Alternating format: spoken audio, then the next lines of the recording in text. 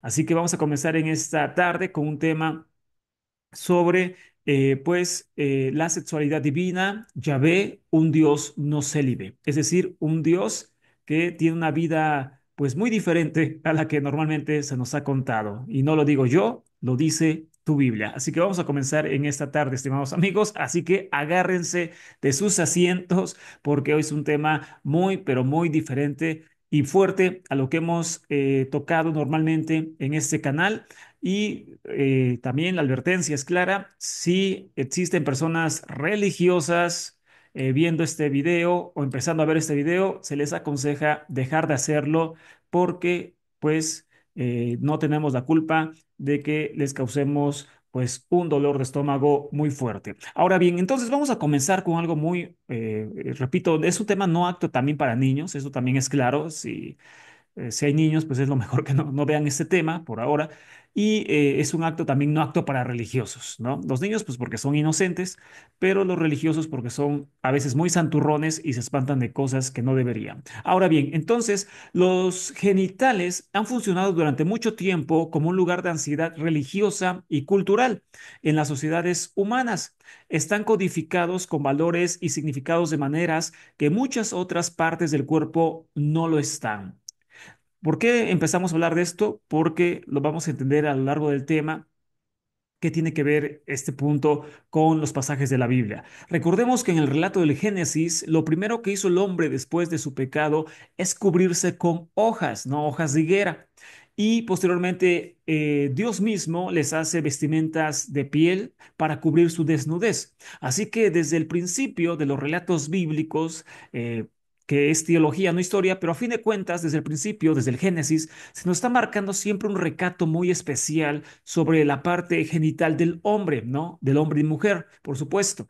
Y entonces, en el relato de la caída del hombre, cuando pecan, cuando comen del árbol del bien y del mal, del conocimiento, se dan cuenta que estaban desnudos, abren sus ojos espirituales y carnales, y es entonces cuando ellos mismos recurren a hacerse taparrabos, ¿no? Con hojas. Y después Yahvé mismo se los hace, pero con piel, y les reprende porque habían descubierto todo esto. Así que vemos claramente dentro de la Biblia, pues, una condena a la exposición de todo esto. Inclusive ya más adelante en el libro de Levítico y Éxodo, cuando se habla de las vestimentas de los sacerdotes, Juanín en hebreo, que servirán en el templo y en el tabernáculo de reunión, primero, estos sacerdotes deberían de tener unas vestimentas que incluyeran una especie de calzoncillos, ¿ok? Así que, y esto es para que cuando ellos subieron la rampa,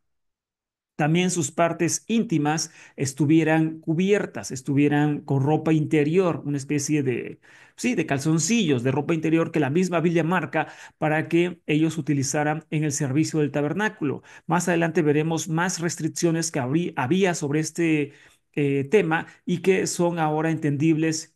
Y muchas veces dentro de la religión no las entendíamos, pero hoy tendrán mucho sentido.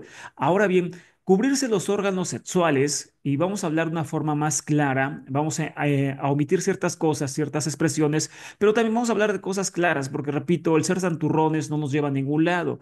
Y además de que hablar las cosas que la misma naturaleza y la Biblia marca, pues no es algo que deba de ser pues ocasión de morbo. Pero bueno, cubrirse los órganos sexuales es la forma más común de regulación genital en las sociedades humanas, ¿ok? Esto lo sabemos, por supuesto.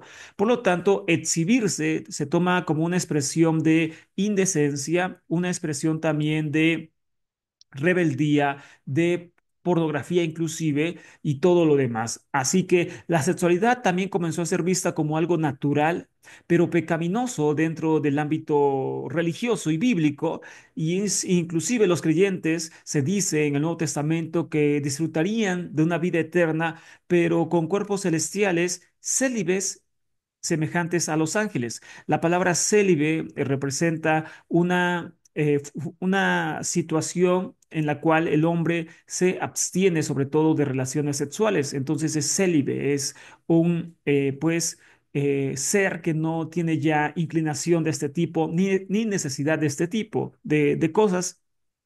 Supuestamente en los evangelios, en el Nuevo Testamento, se recalca constantemente esta condición que alcanzará el hombre cuando sea y vuelva a ser redimido en la era mesiánica, ¿vale? Así que, por lo tanto, la sexualidad misma es vista como algo de repente natural, controlado, regulado por la Biblia. En el Nuevo Testamento se dice que se haga en matrimonio, etcétera, pero a la vez también es una acción que Pablo dice, mejor sería que el hombre no la conociera, sería mejor que el hombre no practicara nada de esto, ¿ok?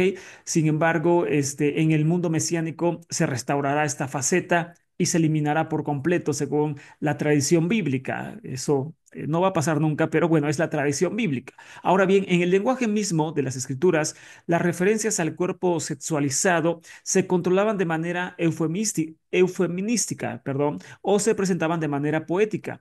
Es decir, que se aligeraban en su expresión.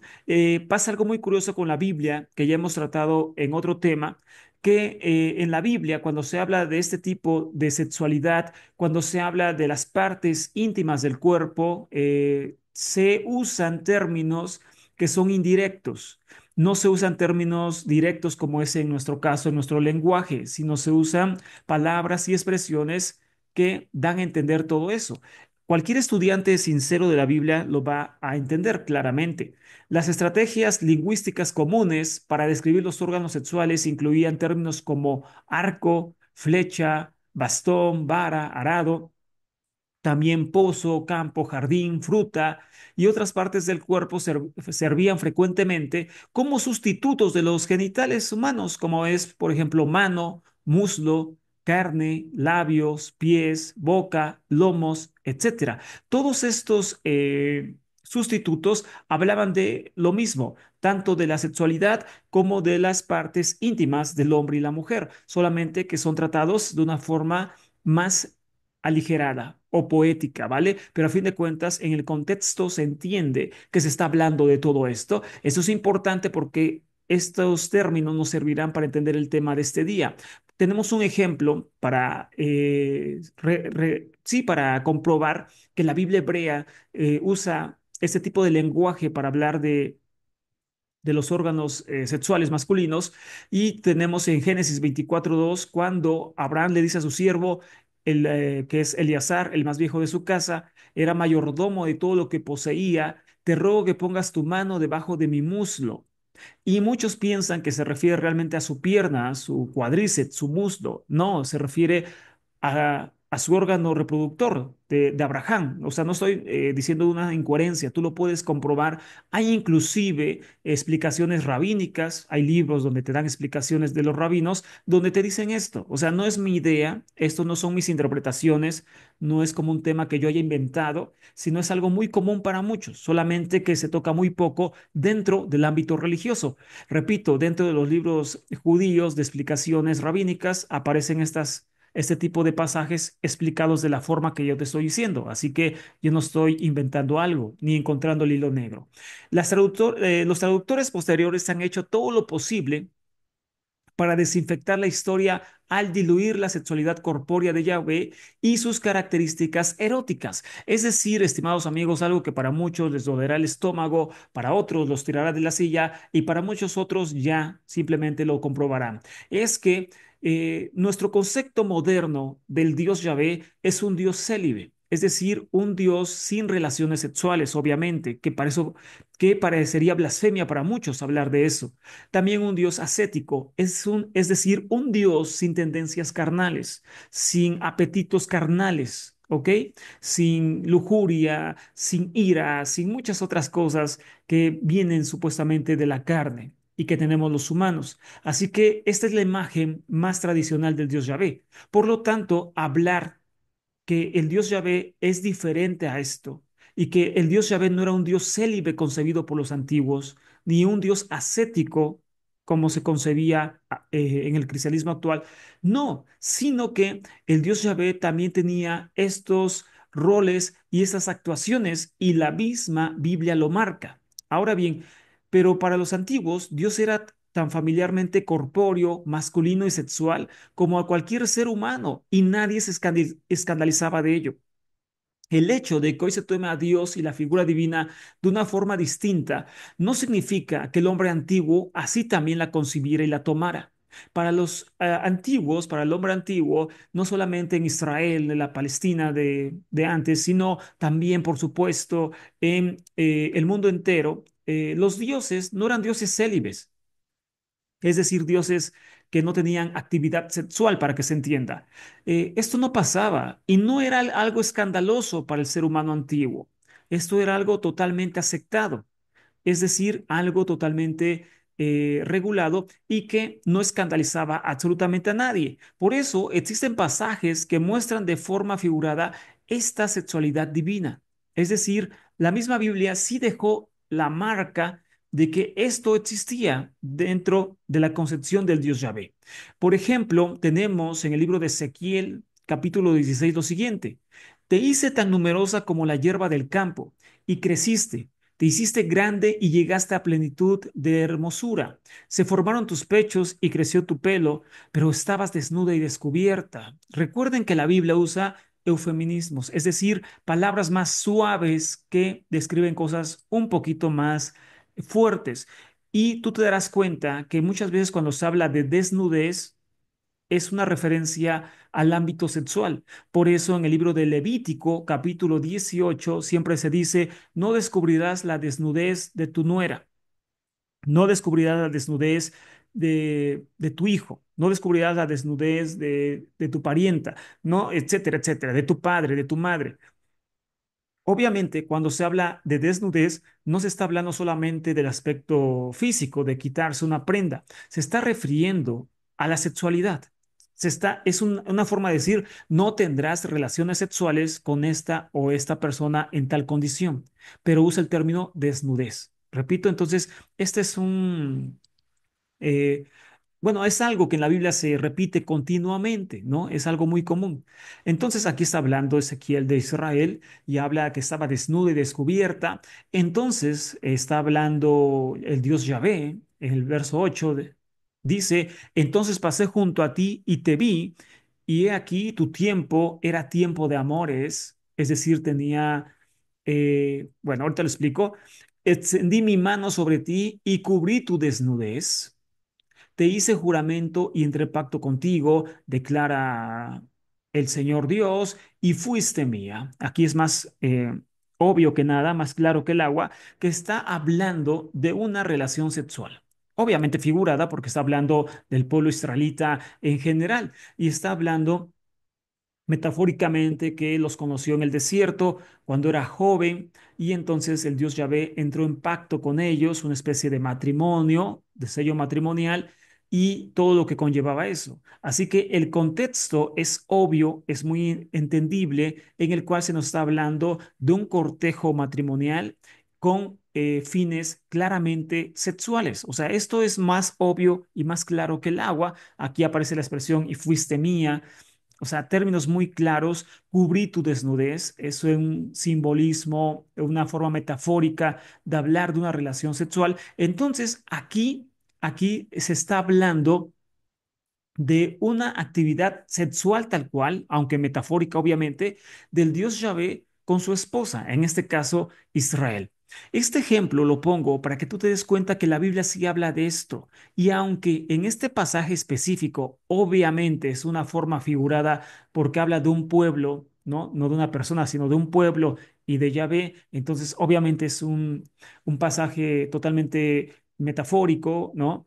Con todo eso, se está hablando de una actividad sexual del dios Yahvé. Por lo tanto, repito el primer punto que vimos en este tema: para los antiguos, no para nosotros tal vez, pero para los antiguos, la sexualidad de los dioses no era algo condenable, no era algo escandaloso y no era algo ajeno a su propio pensamiento, ni era ajeno para ellos de cómo concebían a las divinidades en su tiempo y en su mundo, ¿vale? La Biblia no es un libro que se escribió hace 10 años. La Biblia es un libro que se escribió hace mínimo 2500 años, en un mundo precientífico y en una cultura muy diferente y tiempo muy diferente al nuestro. Por lo tanto, la persona que en su mente quiera adaptar sus conceptos a los conceptos de hace 2500 años, está más cerrado que un gusano en una manzana de plástico. O sea, está buscando por el lado equivocado. Y eso es lo que más comúnmente se hace, en interpretar la Biblia de acuerdo a sus conceptos contemporáneos. Gravísimo error. Ahora bien, pero bueno, ese no es nuestro problema. Seguimos. Aunque la relación de Ashera con Yahvé, ¿recuerdan quién es esta diosa? Por supuesto, también cualquier estudiante de la Biblia lo sabe. En la Biblia se habla de una diosa conocida como Ashera. Hay un tema en este canal sobre ella en específico, pero basta entender el día de hoy para no hablar de más, que ella era conocida como la diosa madre del antiguo cercano oriente, Ashera, sobre todo de la tierra conocida como tierra de Canaán, y también entró, por supuesto, muy fuerte la adoración a Israel. En la Biblia encontramos demasiados pasajes condenando la adoración a esta diosa, también con la condena de árboles sagrados que representaban a esta diosa, entre muchas otras cosas. Pero el caso es que en la Biblia se presenta a la diosa Shera como una diosa, por supuesto, pagana, que es abominación y por lo tanto se debe de condenar su adoración. Pero en una colección de antiguas inscripciones hebreas descubiertas en los años 1960 y 1970 en la península del Sinaí, se confirma el papel de esta diosa como consorte del dios Yahvé, es decir, esposa del dios Yahvé. Estas inscripciones datan del siglo octavo antes de Cristo. Estamos hablando del año 700 antes de Cristo y estamos hablando de las famosas inscripciones de Kuntilet Arrub y también de Kirbet el Kom. Son dos inscripciones que también ya se han platicado en este canal o las puedes investigar si te llama la atención, si no has escuchado de ellas. El caso es que estas dos inscripciones, una se encuentra en una vasija que ahorita veremos, eh, y la otra se encuentra en una tumba. La de Kirbet el Kom es una tumba y la otra es una vasija. El caso es que estas inscripciones traen bendiciones a nombre de Yahvé y de su consorte Ashera. Algo así como que Yahvé te bendiga por su Ashera o que Yahvé te proteja por su Ashera o Yahvé te proteja y su Ashera. Es decir, que inscripciones de este tipo aparecen en los dos lugares y este tipo de formulario de bendición representa la unión entre Yahvé y una diosa madre, que era Ashera. Algo que la Biblia lo repite constantemente, aunque no a grandes rasgos, pero sí lo habla. Es decir, que estas inscripciones fuera de la Biblia, obviamente, demuestran que esta adoración era real, que existía, pero sobre todo que en el pensamiento de los israelitas antiguos,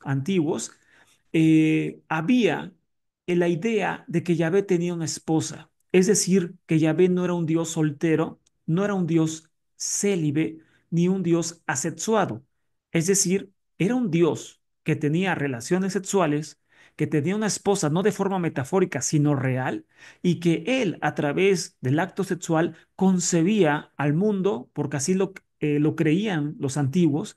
Los dioses concebían literalmente al hombre, concebían la fertilidad de la tierra y la fertilidad de los ganados.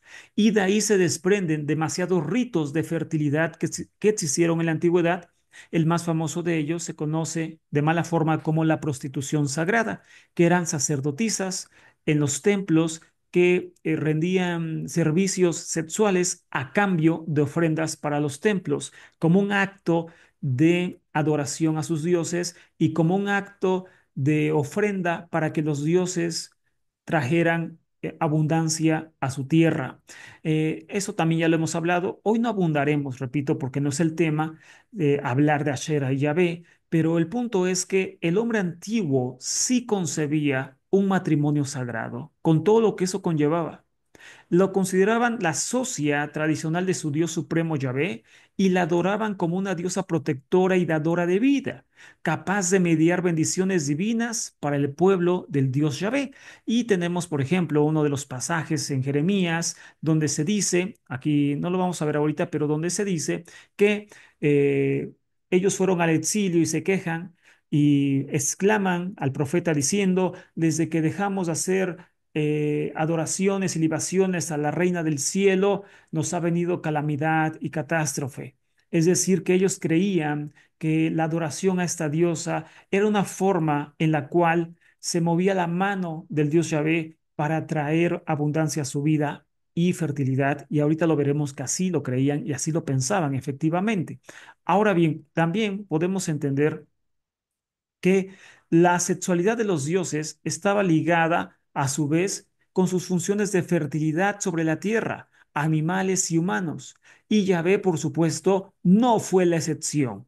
Es decir, que esta sexualidad de Yahvé, que se concebía en el Israel preexílico, también vale la aclaración que este tipo de mentalidad la mantuvieron sobre todo durante sus inicios como nación hasta el exilio babilónico y después se empezó a erradicar, pero antes de todo eso, durante toda la época monárquica y demás, ellos creían esto, ellos creían en un Dios que su actividad sexual con su diosa madre y otras diosas, porque también algo importante de entender es que los dioses no eran célibes pero también no eran monógamos, es decir, no estaban con una sola esposa, tenían varias esposas o varias mujeres o varias concubinas, o sea, los dioses no eran para nada monógamos ni célibes. Yahvé también no fue la excepción. Inclusive en los papiros de Elefantina, aquellos que nunca han escuchado esto deben investigarlo si es que les llama la atención, si les interesa avanzar en su conocimiento.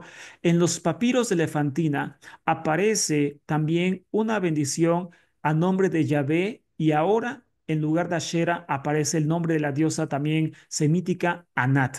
Aparece Yahu Anat. Yahu es un nombre corto de Yahvé, por eso es Jehonatán, y etcétera. O sea, Yahu es un nombre corto de Yahvé, aparece ligado a la diosa Anat. Entonces, ahí aparece Yahvé con otra mujer, ¿no? Así que esto es muy normal en el antiguo cercano oriente, en el mundo antiguo, dioses con muchas esposas y dioses con, no célibes. Es decir, que no se espantaban de ello. De hecho, era necesario para traer lo que vemos aquí en este pasaje de Oseas, traer qué fertilidad a la tierra. En el libro de Oseas que tienes en pantalla, capítulo 2, verso 20 al 22, leemos lo siguiente: Te desposaré conmigo en fidelidad. Otra vez está hablando en un contexto sexual porque está hablando de un matrimonio, desposar, etcétera. Todo eso es normal y básico entenderlo. Te desposaré conmigo en fidelidad y tú conocerás a Yahvé, al Señor. También una forma más blanda de hablar de una relación sexual en la Biblia es el término conocer. Y Adán conoció a su mujer y concibió un hijo a imagen y semejanza. Y este hombre conoció a su mujer y nació un hijo. Entonces, esto también, repito, es básico para cualquier lector de la Biblia. El término conocer en el contexto en el cual se presenta puede significar una relación sexual. Aquí significa eso. ¿Por qué? Porque se está hablando de un desposorio. Obviamente no se refiere a otra cosa. Entonces dice, y conocerás a Yahvé porque te casarás conmigo. Es obvio, ¿no? Y entonces tendrán su noche de bodas. Es obvio, es muy, muy obvio. Entonces habla de una relación sexual otra vez con Israel y miren lo que dice. Y sucederá que en aquel día yo responderé, declara el Señor, responderé a los cielos y ellos responderán a la tierra. Y la tierra responderá al trigo, al mosto y al aceite, y ellos responderán a Jezreel, que significa el Dios él siembra. Que ahorita esto que te voy a decir de Jezreel que siembra es algo que no te va a gustar escuchar, pero lo tengo que decir por tu bien. Bueno, el caso es que aquí se está hablando que este matrimonio sagrado entre Yahvé e Israel y esta relación sexual que está acá en este pasaje de la Biblia, conocer a Yahvé, tener una intimidad física con Yahvé de Israel, obvio, en forma metafórica, traería consigo fertilidad, traería consigo al trigo, al aceite, al vino y todo ello que les ayudaría para la supervivencia, sobrevivencia. Y es entonces cuando vemos que este pasaje sigue los parámetros más básicos de la antigüedad de dioses de la fertilidad. Es decir, en este pasaje, Yahvé está descrito como un dios de la fertilidad, que obviamente nosotros no lo podemos ver antes de conocer estos temas porque no entendemos el entorno histórico y religioso de la época. Ahora que lo entiendes, La verdad es fascinante entenderlo. Cómo ellos concebían a Yahvé como un Dios de la fertilidad, con los mismos parámetros. Dioses tienen relaciones sexuales, crean la fertilidad en la tierra. Y este pasaje lo está diciendo más claro que el mismo agua. Es entendible que después cambien a la diosa madre por Israel, porque repito, después del exilio babilónico, ellos buscan erradicar la adoración a la diosa madre y en lugar de poner a la diosa madre con Yahvé en unión física sexual, ponen a la nación de Israel. Y el cristianismo pone a Cristo con la iglesia, ¿ok? Pero a fin de cuentas es el mismo canto. Jezreel dice Dios siembra o el Dios él siembra. Yo sembraré. Esto no te va a no te va a gustar escucharlo, o tal vez sí, no sé. Así que lo voy a decir tal cual. Repito que este tema no es para santurrones, es para gente que quiera aprender, gente que tenga la mente abierta para aprender, sin morbo. Y el caso es que en el mundo antiguo hay mucha tradición sobre esto, de los dioses egipcios, mesopotámicos, cananeos. Ahorita veremos un ejemplo. Cuando se habla de regar o sembrar por parte de un dios, se refiere no a otra cosa más que a su semen. Cuando se habla de que el Dios va a regar o va a fertilizar o términos semejantes en la mitología antigua, no se refiere a otra cosa más que el semen del Dios. Inclusive la misma lluvia a veces era concebida en una especie de metáfora como el semen del Dios, que cae a la tierra y trae la vida. ¿Ok? Eso es lo que también se entiende como regar. Gestrel significa eso, Dios el Dios Él o Dios como quieras, es el que siembra y se refiere a este tipo de actividades. Entonces, este pasaje es claro que está hablando de un Dios de la fertilidad, en este caso del Dios Yahvé. Ahora bien, tenemos un pasaje también adicional a esto. El hombre antiguo entendía la infertilidad o la sequía de la tierra, la infertilidad de los ganados, la infertilidad de la tierra de los humanos, la mortandad en los niños y todo eso, el hombre antiguo lo entendía como el resultado de que los dioses masculinos de la fertilidad se apartaban de ellos temporalmente. Eso creía el hombre antiguo, que cuando había una sequía, cuando había muerte de ganado, cuando había infertilidad en una mujer o en los animalitos, etcétera, era porque el dios de la fertilidad se había apartado de ellos. De aquí surgen varias tradiciones que ya hemos visto también en Mesopotamia con Tamuz, que es el dios que muere y resucita en la primavera y trae con ello vida.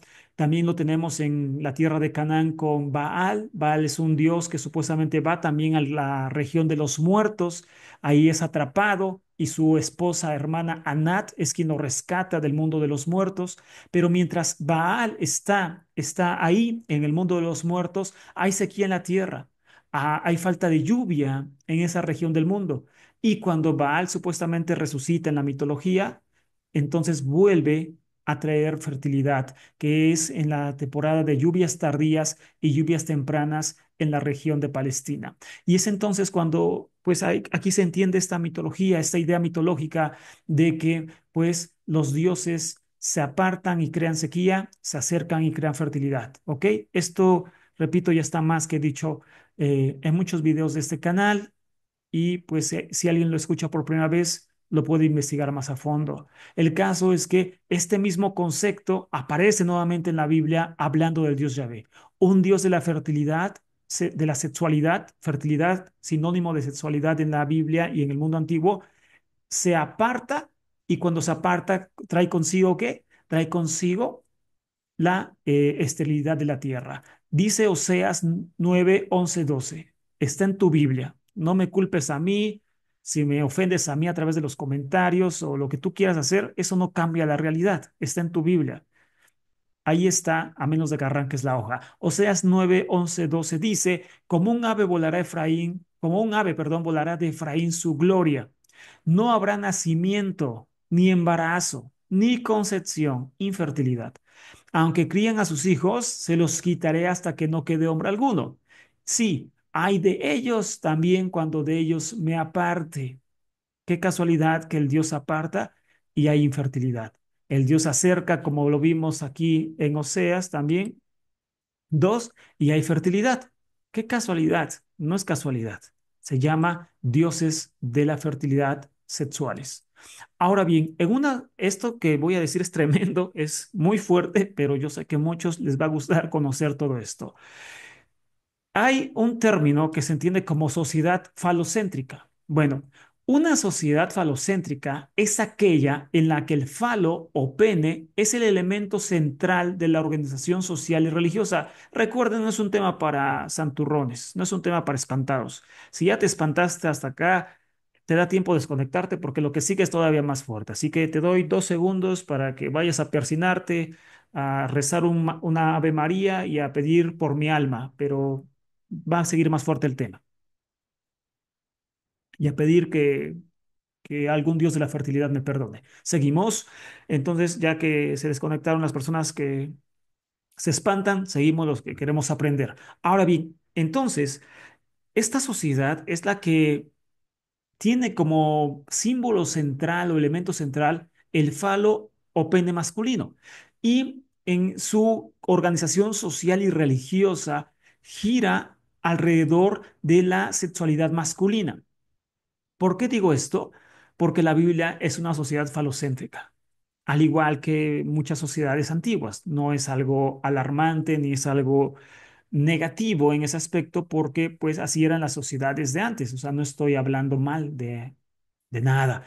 Sí, entonces, en la Biblia hay muchos rituales, hay muchas cosas que se centran en el pene del hombre, obviamente, ¿no? Que es el que lo tiene, ¿no? De hecho, en hebreo ni tan siquiera hay un nombre directo para el órgano sexual masculino. Para el falo masculino no hay un nombre directo, un término directo. Aparece, como vimos al principio, con palabras más suavizadas, como muslo, como lomos, como carne, como pies. Aparece de varias formas, como arco inclusive. Entonces, la Biblia es una sociedad falocéntrica que le da demasiada importancia al órgano sexual masculino. Uno de los más claros ejemplos, la circuncisión. La circuncisión es un claro ejemplo de eso, de que está un pacto con Dios en dónde? En el órgano sexual. O sea, no está aquí en la oreja, no está en la nariz, no está en otra parte, está en el órgano sexual masculino. Es una sociedad falocéntrica, pero no es el único ejemplo de esto. El pene es visto como un símbolo de poder en esta sociedad, masculinidad y victoria. Los asirios, por ejemplo, muchas veces cortaban el órgano sexual de sus enemigos como señal de victoria y los apilaban así en montones. Es una señal de vencer al enemigo y de supremacía. En la Biblia hebrea encontramos el caso de Saúl pidiendo 100 prepucios de filisteos como dote por su hija David. ¿Lo recuerdas? Está en el libro de Samuel, donde David es pobre, pero Milca quiere casarse con él y Saúl dice, ok, me encanta la idea porque quiero que mora, así que ve y tráeme 100 prepucios de filisteos, es decir, su órgano sexual, córtaselo, obviamente matándolos, y tráemelos y te casas como dote, no, no quiero dinero. Y entonces David hace eso. Pero ¿por qué le pide los prepucios? ¿Por qué le pide eso? Pues porque es una forma militar de ese tiempo de avergonzar al enemigo y de decirle, yo tengo más poder que tú. O sea, tu poder, tu órgano sexual, yo lo arranco. O sea, yo tengo más poder que tú y tomo ese poder que tú tenías y lo exhibo, lo humillo. ¿Ok? Entonces, eso representaba también, entre tantas cosas, eh, el órgano masculino. Dice Primera de Samuel 18:25. Entonces Saúl dijo, así dirás a David, el rey no desea dote alguna, sino 100 prepucios de los filisteos para tomar venganza de los enemigos del rey. Entonces, ¿por qué exactamente pide eso? Pues porque es una sociedad falocéntrica, le da mucha importancia a ello. Hay juramentos del órgano sexual masculino. Génesis 24:9. Y el siervo puso la mano debajo del muslo de Abraham, su señor, y le juró sobre este asunto. Le juró. ¿Y dónde puso su mano? Debajo del muslo de Abraham. Ya recuerdas, son palabras que suavizan el órgano sexual. Puso su mano sobre el órgano sexual de Abraham y le juró por su órgano sexual que él cumpliría eso. Entonces, aquí vemos una vez más la importancia que le dan al órgano sexual. ¿Ok? Y repito, hay inclusive comentarios a la Biblia, cristianos y judíos, que tú puedes buscar para que te des cuenta que esto que estoy diciendo no me lo inventé yo. Existe realmente esta interpretación de muchas personas. Ahora bien, su falocentrismo hizo que quienes no tenían genitales funcionales o un pene para circuncidar fueran excluidos de ciertas formas de culto y marginados temporal o permanentemente de sus comunidades, como por ejemplo los eunucos y los discapacitados genitales que la Biblia les llama testículos mayugados. Fueron vistos como defectuosos e incompetentes para el mundo religioso. Aquí vemos otro ejemplo también muy claro de cómo esto era tan importante para ellos que los sacerdotes, según la Biblia, en el libro de Levítico, no podían servir si tenían una discapacidad genital. Qué raro. Dice, nadie servirá que tenga testículos mayugados. Entonces, es decir, una discapacidad genital lo eliminaba del sacerdocio y del orden levítico. No podía servir. Por otra parte, los eunucos eran hombres que eran también mutilados en su órgano sexual por varios motivos. Hay un tema en el canal sobre esto, por varios motivos, y ellos tampoco podían entrar al santuario de Yahvé. Eso está en Deuteronomio. No pueden entrar los eunucos al santuario de Yahvé. Y esto no tiene una explicación lógica al principio hasta que entendemos esto, estimados. Hay cosas que yo mismo he entendido, te lo digo, yo pasé más de 10 años, mucho tiempo, desde niño más bien, solamente que 10 años fueron de lleno sirviendo y enseñando la Biblia en la religión, pero yo desde niño iba a cultos religiosos, es decir, toda mi vida me la pasé en la religión y hubo pasajes que nunca entendí por qué existían. Hasta hoy los entiendo y eso es algo que llena mi alma de alegría, mi pensamiento de alegría, y te lo comparto por eso, porque hasta hoy entendemos, es la eureka, es de, ahora entiendo por qué esto venía en la Biblia, por qué se prohibían a los eunucos, por qué a los discapacitados genitales, porque era una sociedad falocéntrica, donde aquel que no tenía el órgano sexual sano y circuncidado según Israel, no podía acceder a Yahvé. Y ahorita vamos a ver algo más fuerte, estimados, impresionante. Se entendía por consecuencia que toda la vida dentro del cosmos provenía y dependía de la potencia fálica del varón divino. Es decir, al ser el hombre, pues al entender que el hombre, que el símbolo sexual era el falo, era muy importante en muchas culturas y que bueno, de ahí radicaba el culto, el servicio, el gobierno, etcétera, etcétera. Había muchas cosas rodeando todo eso. Bueno, por ende, el Dios Supremo se concebía de la misma forma y por ende al Dios Supremo se le daba una potencia fálica muy importante. Y aquí entra una parte todavía más fuerte del tema y si alguien todavía tiene miedo, pues entonces todavía está a tiempo de desconectarse.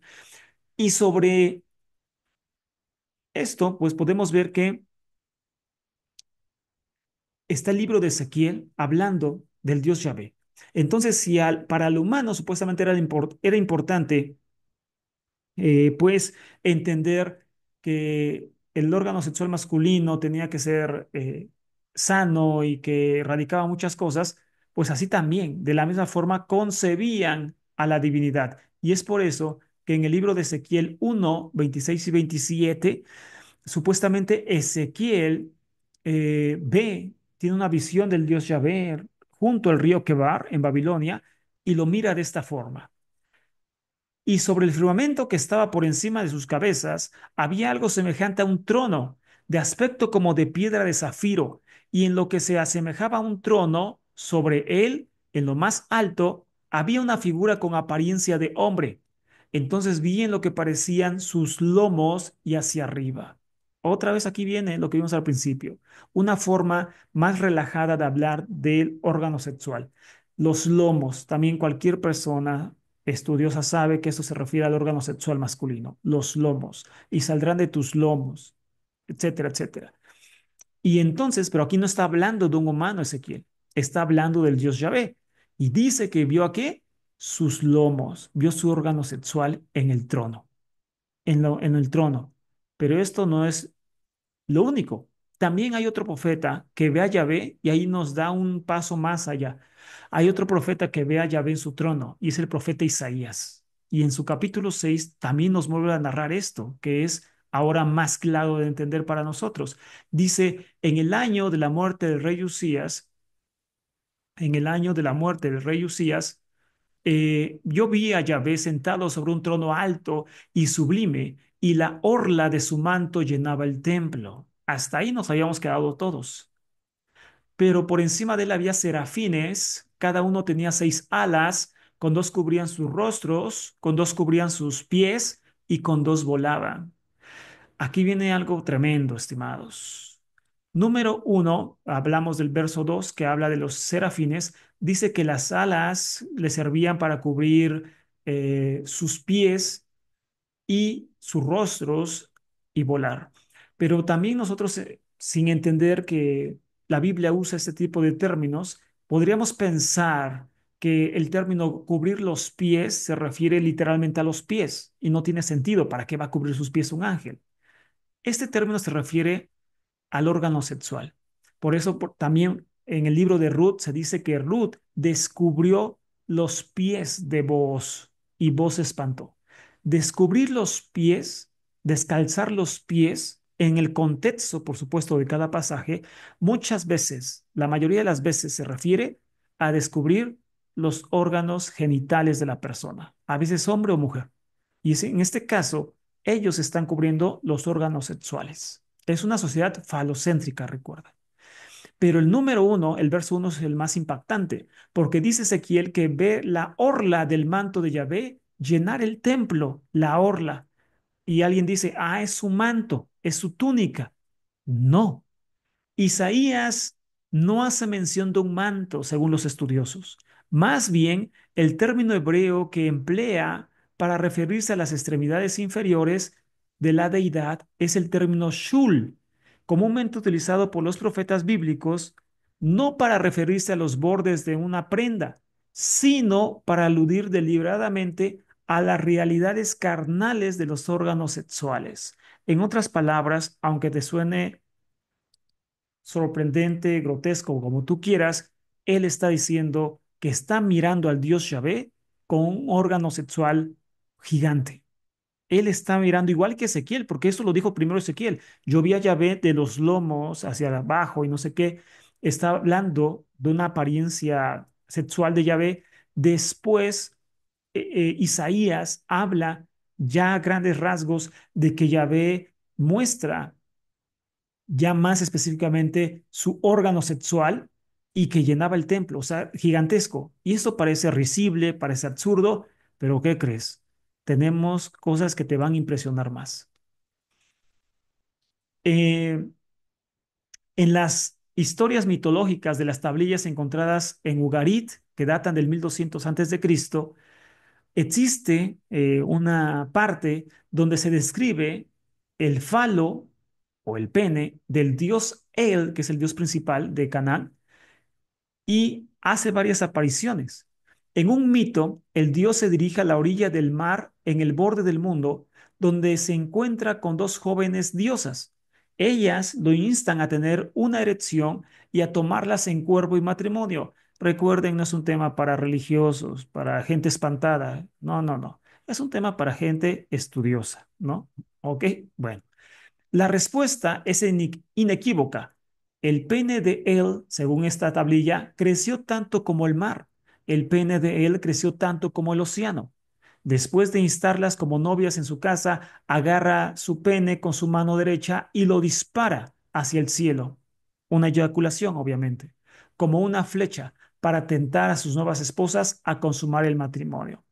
Además de dioses mesopotámicos, egipcios y fenicios, que en su mitología de creación está involucrado su órgano sexual de un tamaño desproporcional. Esos pasajes pues ya no los traje porque pues también ya no vale la pena estar abundando tanto y tanto en pasajes como el que vamos o el que acabamos de leer, pero hay pasajes semejantes en Egipto con dioses que crean de esta forma con su órgano sexual gigante, en Mesopotamia y todo eso, o sea, hay muchos pasajes en el antiguo cercano oriente, esto era muy común en esa región, mirar a los dioses de esta forma y que pues lo común es que este Dios pues tenía el órgano sexual muy grande. Era dibujado de esta forma porque, repito, era un símbolo de divinidad, de poderío, de creación, de fertilidad. Y así el hombre antiguo entendía todo esto, ¿no? Entendía el mundo a través de la fertilidad. El Dios Yahvé, otra vez, no fue para nada la excepción. Dentro de uno de los poemas más antiguos de la humanidad de creación, se encuentra el llamado poema Enuma Elish. El poema de Enuma Elish es, si no el más antiguo, uno de los tres más antiguos de la humanidad, obviamente mucho antes de la Biblia. Ese poema habla de la creación del mundo, por supuesto. Y entonces en él Marduk pelea contra Tiamat para crear el mundo. Tiamat es un dragón, una diosa dragón. Y Marduk, el dios principal, pelea contra ella para partirla en pedazos y con su mismo cuerpo crear al hombre y crear el mundo y todo eso. Entonces, en esta mitología, Marduk, pues usa su mismo pene para matar a Tiamat. Obviamente un pene gigante que es usado como un arma para matar como una especie de lanza a Tiamat. Y esto muchos, por supuesto, ya lo saben de sobra. A lo que voy es que en la Biblia, inclusive el mismo falo del dios Yahvé es visto como un arma contra sus enemigos. Habacuc 3:9 dice, tu arco fue desnudado. Otra vez la terminología que nos habla de otra cosa. Arco es un término que se usa para el órgano sexual masculino y por eso dice que fue desnudado. No significa que fue tensado el arco, sino desnudado pues es una referencia sexual. Tu arco fue desnudado por completo. Las varas de castigo fueron juradas. Con ríos hendiste la tierra. Entonces, esta es también una forma de mostrar, por supuesto, que el falo del dios Yahvé es también usado para la guerra, como en Marduk, en Babilonia, ¿vale? Repito, hay mucha gente que se puede escandalizar de estos pasajes, de esta interpretación que yo te estoy dando y pensar que yo me drogué o algo así antes de dar este tema, pero repito, si tú quieres realmente salir de la mediocridad, perdóname, intelectual que a veces caemos, debes investigar más y debes entonces leer más comentarios, inclusive cristianos de esos pasajes judíos, y te darás cuenta, yo leí muchos pasajes judíos, interpretaciones judías, donde dan este tipo de interpretaciones del arco, inclusive el arco de las nubes de Génesis 6, 7 y 8 del diluvio, cuando se dice que Dios hace un pacto con el arco en las nubes, hay muchas interpretaciones en el pueblo judío, búscalas, hay muchas, donde se interpreta el falo masculino como símbolo del arco. Se dice que ese arco representa realmente el falo masculino, el pene masculino en pocas palabras. Y tal cual, que representa algo que está disparando hacia el cielo y todo eso. Esas son interpretaciones judías.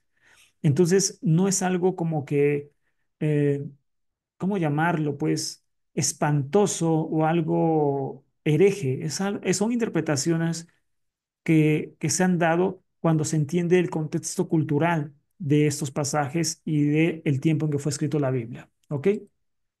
Ahora bien, ya terminando casi, los penes de los antiguos dioses del sureste asiático encarnaban una hipermasculinidad notoria y poderosa que se consideraba esencial para el ordenamiento, la fecundidad y el bienestar del cosmos y sus habitantes. Entonces, para ellos esto era importante por eso, porque eso representaba la capacidad del dios para traer fertilidad, o sea, obviamente su órgano sexual que traía fertilidad a la tierra, pan para comer y sobrevivir.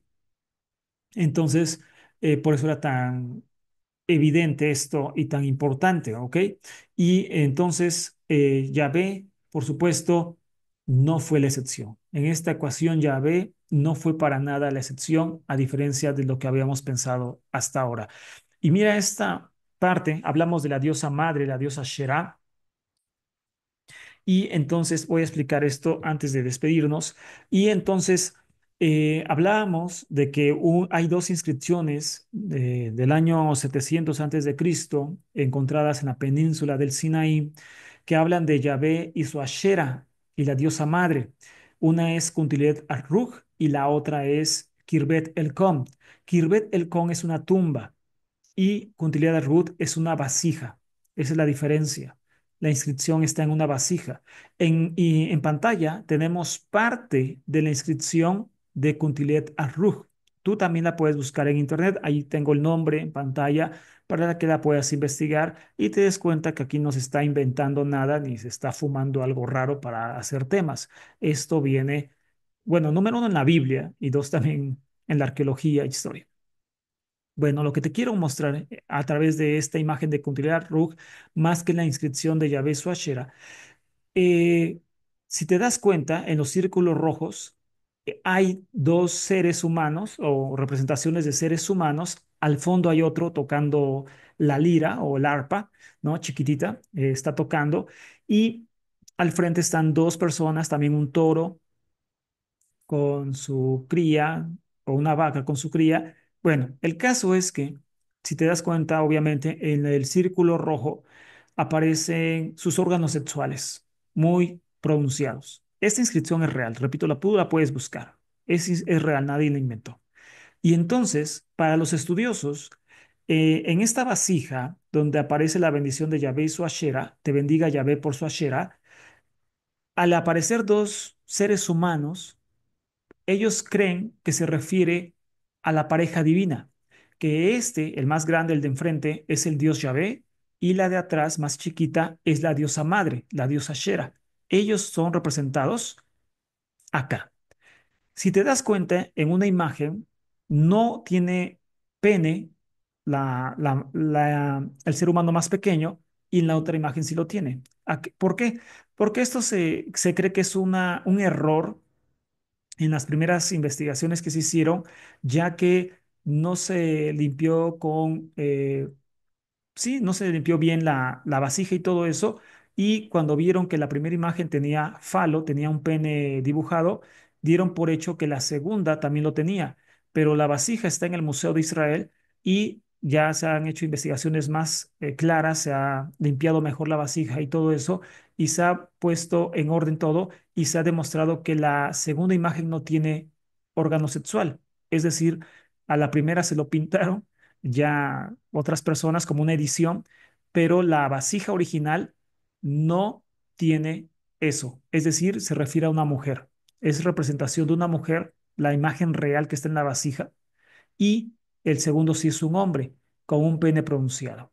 ¿Y esto por qué? Como ya vimos, es porque muy seguramente hay una posibilidad muy grande de que esta imagen se refiere al dios Yahvé.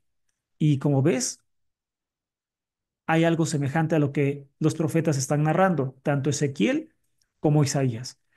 Están siempre visualizando al Dios, pero una de las formas importantes de visualizarlo es mencionando su órgano sexual.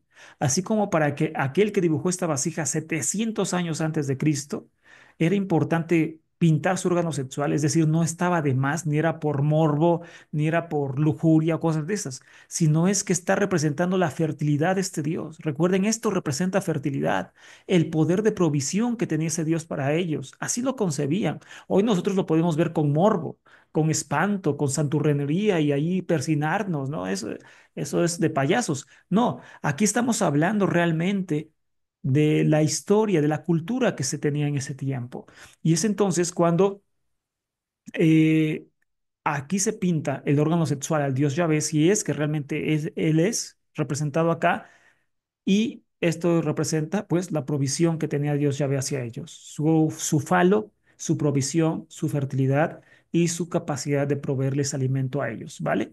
Y por supuesto acá atrás a su diosa, a su esposa, la diosa madre Asherah, ¿vale? Entonces aquí vemos una representación real, milenaria del dios Yahvé seguramente, con su falo, agigantado, por decirlo así, para que fuera notorio y se representara esto, y en concordancia con los pasajes de Isaías en su visión y de Ezequiel en su visión, donde los profetas hacen hincapié de que están viendo también el órgano sexual del dios en cuestión. ¿Por qué? Porque representaba todo esto, estimados. Así que la visión del dios Yahvé espero que haya cambiado para siempre en nosotros, en el aspecto histórico, ya en el aspecto espiritual es otra cosa. La creencia, la fe y todo eso que la gente quiera mantener es obviamente decisión de cada persona. Aquí no se habla de fe, no se habla de religión, no se habla de creencias. ¿Se habla de qué? Se habla de historia de las religiones. Cuando dije que son payasadas, cuando se persignan, no me refiero a la gente católica, no me refiero a las creencias católicas, me refiero a la gente que es espantada de estos temas cuando realmente en su vida privada anda a hacer cosas peores o que realmente son cosas naturales y que no tendrían por qué alarmarse o espantarse o hacer locuras, ¿no? A eso me refería, ¿vale? No es una ofensa a la Iglesia Católica ni a los católicos que ejercen esa fe y que pues, se persignan por sus creencias. Eso es pues una decisión de cada persona, ¿vale? Como libros recomendables para esta pequeña charla está Anatomía de Dios o Dios una anatomía de Francesca, y ahí me van a perdonar la pésima pronunciación de su apellido, Stavrakopoulos, Francesca Stavrakopoulos de Londres, Inglaterra, y es Dios una anatomía. Y también otra mujer que escribe sobre esto es Esther J. Hamori, When Gods Were Men, cuando los dioses eran hombres y las apariciones corpóreas en la literatura bíblica y también del antiguo cercano oriente, ¿ok? Las manifestaciones físicas de Dios en la Biblia y en la literatura del cercano oriente. Esther J. Hamori, cuando los dioses eran hombres. ¿Vale? Hasta acá dejamos la charla de esta tarde. Espero que la hayan disfrutado, que no te haya dado un infarto de la información, sino que estés bien y nos saludamos en la próxima charla, estimados. Un fuerte abrazo a todos, suscríbanse al canal y que sigan teniendo excelente semana. Hasta pronto, estimados amigos.